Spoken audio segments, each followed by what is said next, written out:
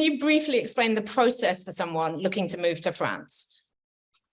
I guess, and just to clarify as well, the good news with us is that a majority of our clients are actually from the US, Canada, Australia, New Zealand, not from the UK.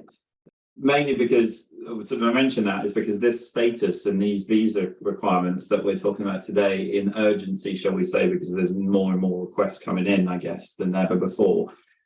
The good news is, well, Fabian and I have been doing this for years now, because this hasn't changed, if you like, for the majority of people. It's only for British people that they now have the same treatment as a US or Canadian or Australian or from anywhere else in the world. So when you're moving to France, of course, well, the main thing is to find out what you're going to want to do in France. Are you just moving there to extend a holiday? Are you there to discover? Are you there to study? Are you there to work? Right. So depending on the answer to those questions, and if it's a bit of everyone, quite often we have clients there, then it's identifying, of course, where you're going to want to live.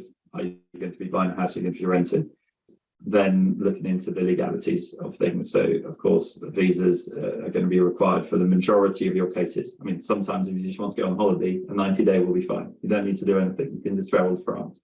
But if you suddenly change your mind, and it happens very often that we have people that are from the US, for instance, that decide, look, we want to stay in France. We came on holiday. We found a house we want to buy here. Unfortunately, everything starts with the visa. So you can't just stay in France. We also have a lot of questions from people that have EU spouses. So, i.e. an American's married to a French person in France, they came on holiday, they're going to stay there. Well, no, actually, you're going to have to go back to the US to start your process.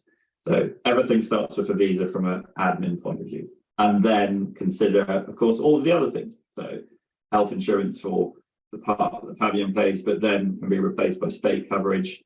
And then, of course, getting your affairs in order from a tax point of view, and just from general admin, driving license exchanges, potentially, all of the things that are not very sexy, I guess, to think about when you're moving. It's not the chateau, but in that context, yeah, you've got to consider those things. So I think first consider what you're going to move when you move to France, what's the aim, and then visa, step number 2, and then go from there, really, from the admin route. But a company like ours kind of steps in at any stage to help you.